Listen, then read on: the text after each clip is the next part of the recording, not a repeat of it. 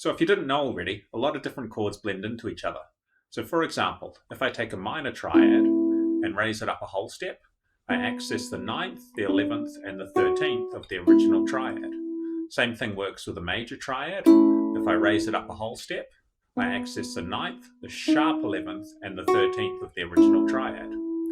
Now this is a really cool little hack that you can use for improvisational purposes, but what I found far more useful is using minor 7th voicings to access major 6th and major 9th chords. So for example, if I take a G minor 7 chord and I add a B flat bass, I get a B flat major 6th. Then if I take the same G minor 7th voicing and add an E flat bass, I get an E flat major 9.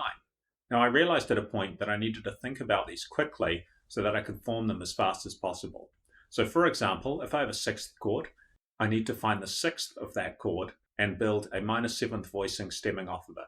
So for example, if I have a G major 6th chord, the 6th of G is an E, so I will form an E minor 7 to access the G major 6th sound. Likewise, if I have a G major 9th chord, I will find the 3rd of G major, which is a B, and I will form a B minor 7 to access the G major 9th sound. Now you can use the same concept to access different parts of chords. Post your favorites in the comments.